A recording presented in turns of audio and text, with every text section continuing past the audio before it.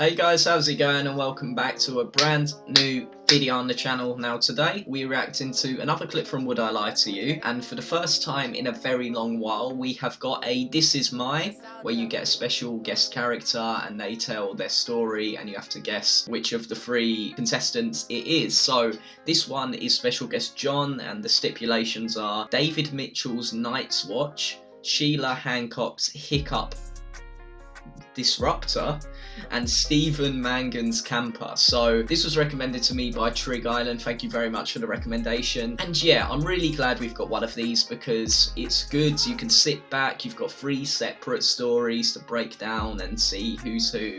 And it does, I really do like these ones as it adds more elements of truth or lie to the situation. But yeah guys, I'm very much looking forward to getting into this, and if you guys do enjoy this video, make sure to like and subscribe, and let's get into the reaction. And here we go, guys. John. Here he is. We've got special guest John. So, Sheila, what is John to you? Well, this is John, and he disrupted a show I was in with an explosive attack of the hiccups. I see, okay. Stephen, how do you know John? This is John. We once spent an hour hiding from a piece of rope because we thought it was a snake. Yes, I thought he was going to say that. And finally, David, what's your relationship with John? This is John. I was the only person to attend his neighbourhood watch meeting. So we spent 10 minutes drawing a map of the road, then gave up and watched an episode of Knight Rider. That's amazing. That is amazing, guys. Team, where to begin? Should we start with Sheila? Yeah. What was the show? It was a musical called Grey Gardens, which I did last year at Southwark Playhouse. It's a fringe theatre, so the audience are right on top of you and you can hear everything. And at the beginning, I could hear this person sort of suppressing something, like that. And then there was a really quiet moment, and he had the most terrible attack of hiccup. It was like as though he was choking almost. So eventually... Eventually? You thought he was choking and you didn't eventually? Well, Lee, the show must go on, innit? He was making a choky type noise. Okay, all right. So I had a glass that was supposed to be whiskey, but was actually water. So I went over to him and I made him drink out the back of the glass when the audience were applauding like mad. What was your character? I was playing this old lady, and it's the story of these two women. They were discovered surrounded by cats and animals. They're probably locked out. Stanley. I'm curious as to how long it was before you stopped the show. I mean... Well, I let it go on for about 2-3 minutes. And what were you doing at the time? I was singing. I was trying to sing. You were in the middle of a song? Yes. And he was just bursting out. I love you, I love you. It's a song that she sings to her daughter. It's a very poignant moment. But you can't do a poignant moment with someone going... No, I'm kind of surprised. To be honest, I'm kind of surprised that John didn't take it upon himself to leave the theatre. He was embarrassed, That's poor true. darling. That's He's true. stuck in this show. So you thought you'll help him with his embarrassment? I sort of by did. making him upside down. No, I knew the audience were getting really aggressive with him. As What were they doing? They were going shush, shush, Yeah. shush, like that to it. But they must have known that it's an involuntary action and he's not doing it deliberately. Yeah, but they don't care, do they? If they're They not paid for the lovely show. moment, They were enjoying the show, and suddenly this idiot's going... Yeah. And he's going... It wasn't like the house version of the song.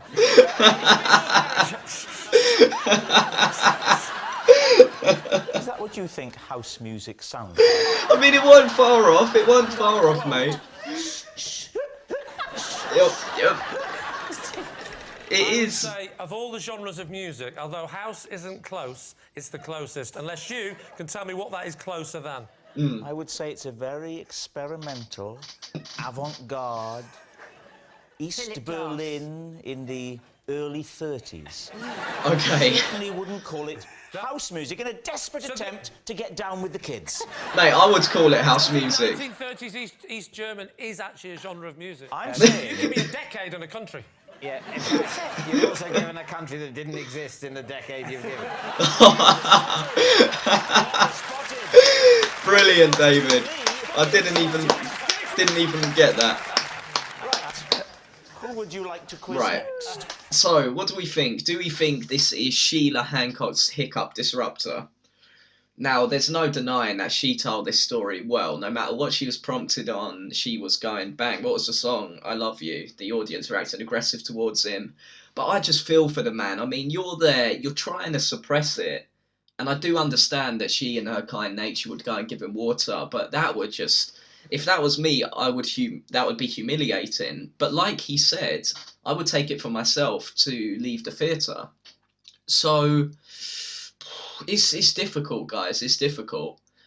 This is very strong right now. She told it extremely well, and like it is something that would happen. I believe all of it. She is definitely high up in believability, credibility right now. So yeah, let's see who's next. We'll go with Stephen, shall we? Just remind us, Stephen, just to refresh our memories. This is John. We once spent an hour hiding from a piece of rope because we thought it was a snake. Where see. were you? We were in California. Right. And how do you know this gentleman? I'm related to him. In what how? Well, some of our relatives were, you know... We're cousins. Adam and Eve. Yeah. Okay, so you're in California. Yeah. And what are you camping, are you? We're camping. What age were you? I was 19. 9? Oh. Who was camping? We were. Just the two Just of the you? two of you. Just the two of us, yeah. Yellowstone? No. Yosemite? No. Big Sur? No. Doesn't matter what type of snake it was. So who spotted it first? We're in a tent, and I wake up, and we're in the woods, Yeah. and it's California. Oh, you're not a campsite then? You're just going Not wild? on a campsite, no. He's Okay. gone rogue. And I see a snake on the roof of the tent. So you saw the shadow. The silhouette. The shadow of a snake. So I say to him, I think there's a snake. He says, I think there is. Yeah. But it wasn't moving. Okay. But we watched it 'cause we thought maybe it was asleep. How long did you watch it for? For about 40 minutes. I bet. Like, try and sneak out the front way and run. Well, we did come up with a plan, Oh, okay. which was one of us was going to hit it and knock Yeah. it away from the tent. Yeah. And then it would fly away, and then we'd dash out the tent. Hit it with your bare hand. I think it was a pillow, actually. You took pillows camping. Why not? Why not? Don't you? So one of us hit it, Yeah. With the pillow. and the snake flew up in the air and then landed right back down on top of the tent. When it settled and it Yeah. was still again. Yeah. Oh, the you sun's now know gone the it's wrong way. Definitely not a live snake. No, we think it may have been stunned. I see. Okay. Which one of you hit it? I'd be lying if I said I remembered. Probably John. Who did Probably it. John.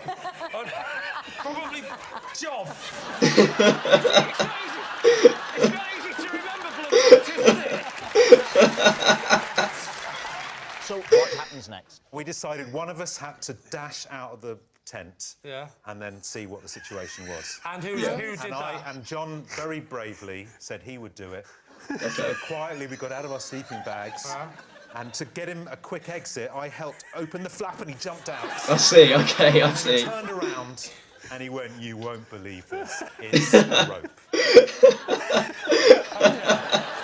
Well, you seem to find a potentially life-threatening situation.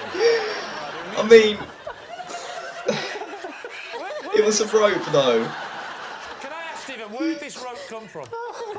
It was on Yeah, the that's tent. the It was golden on the tent. question. Ropes on tents are really thin. They're not like Very they've thin not got snake. the girth of a snake. Maybe- It wasn't Yeah. a snake like that. No, it was a piece of rope like that. Then why were you? I Yeah. think that the most you can figure out is a worm. Yeah, but also, Quick, get my pillow!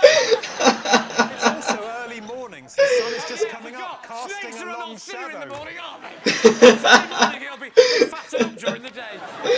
That's a little thin bit of rope. That's nothing like a snake. Unless you'd have said the shadow had somehow made it look That's what I'm bigger. saying. It's You early didn't say morning. that. It's early morning. did The say sun is low. I said that. He did say that, Made it although look. Oh I know, mate, I'm come sorry. on. sometimes Lee Come doesn't on. totally listen to everything other people say. No, but come on. It's a purple. Okay, now, what about Right. David? Let's talk about this one, guys. Now, this one is not believable for many reasons. First of all, Lee did it. Lee did the work for me. Are you going to be worried about a little worm-like piece of rope, something like, I don't know, this thick? I don't know how big the rope is, but surely not the size of a snake. I mean, you're camping in California. There's bears and stuff. Like, that's going to be your main concern. A little piece of rope ain't going to worry you that much, is it, mate? Oh, I don't know. It could be true. They do. The thing I was going to say at the start is they do look a little bit similar facially, and that could be a cousin relation. And it is a crazy story, isn't it? But I'm not buying that stuff he's saying about this whole, the sunlight would have made you look thinner in the morning. If you're in a state of panic, you wouldn't be thinking about that. I don't think it's true. I'd say Sheila's definitely up there. This one is about half. Let's see what David has to say. David, so remind us again, David. I can't remember. I was the only person to turn up at John's neighbourhood watch meeting and then gave up and watched an episode of Knight Rider. How well do you know your neighbour? Not very well, but a bit. There'd been little, a sort of photocopied note had gone round about this meeting. A photocopied note? It's email these days. Yeah, but how do you know each other's emails before you start Neighbourhood Watch? True. Well, they've started, the party's in it. No, but this is before this. This is the first meeting, Yeah, isn't it? it's the first meeting. Oh, I do apologise. Sorry, carry on. Sorry, I must apologise about Rob. Sometimes he doesn't listen. He got him back there. Well done, Lee. And anyway, so between me and my wife, we decided that one of us should go. And we thought that, And she thought it should be you. And it turned out I thought that too.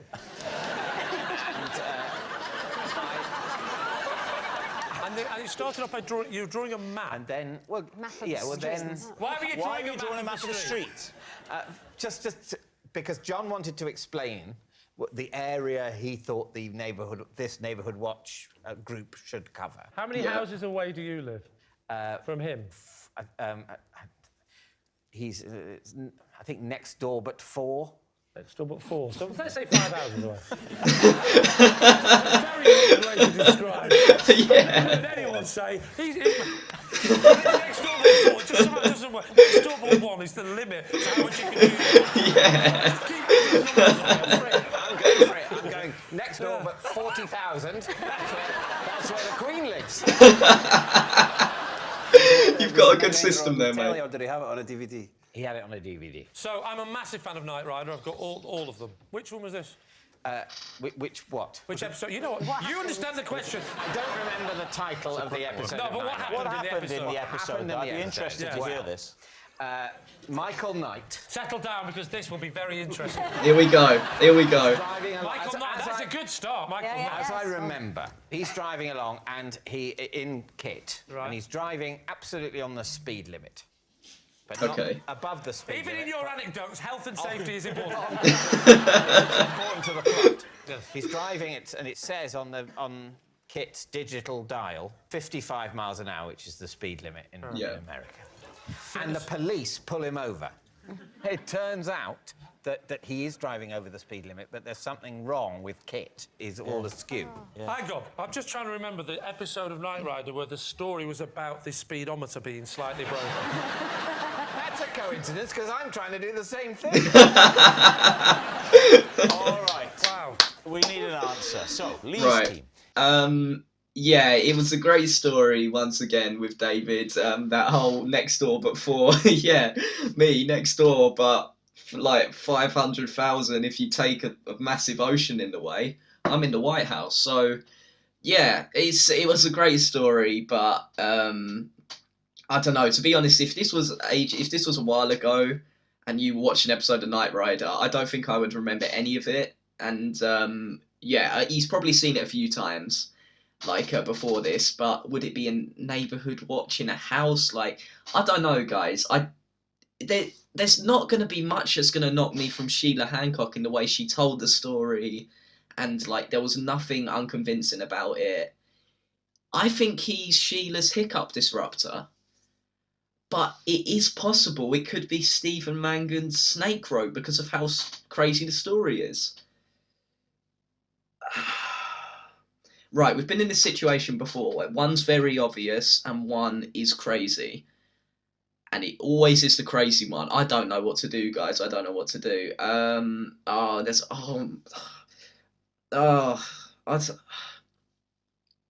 And what should be David's Knight Rider one? I don't know.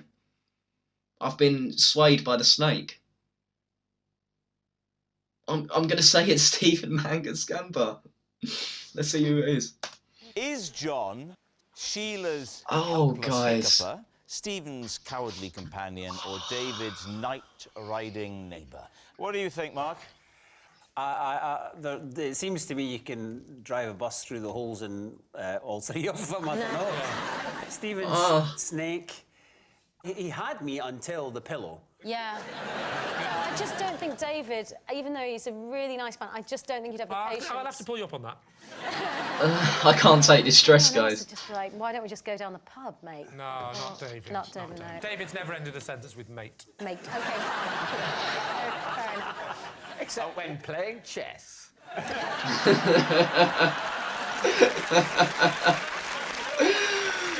for you, David, that was quite middle class. Fair enough, you've won, mate. And what about Sheila, the fringe theatre with the hiccups? If I had the hiccups for 2 or 3 minutes, I would leave. Yeah. It's Yes. very difficult in those sort of theatres to get out. Yeah. They I were get that. trapped. I do get that. But that's a fire and safety nightmare. I'm just Right, who's it going to be? I think it's Sheila. What do you think, Mark? David. Yeah. David. Oh. I think it's Stephen. Oh, mate, story of my life, Make a Lee. decision. Be a captain. Right, my decision is definite and it's clear and I'm not going back on it. Anita, you are deciding. Oh, God. I originally thought Sheila, but I'm going to go with Stephen. You're going to go with I Stephen. know, I know, I know. Stephen. Stephen. We're going to say Stephen. Oh, I know, Stephen, I don't know why. I know. would you please reveal your true identity? I'm John, and Stephen and I hid from a piece of rope.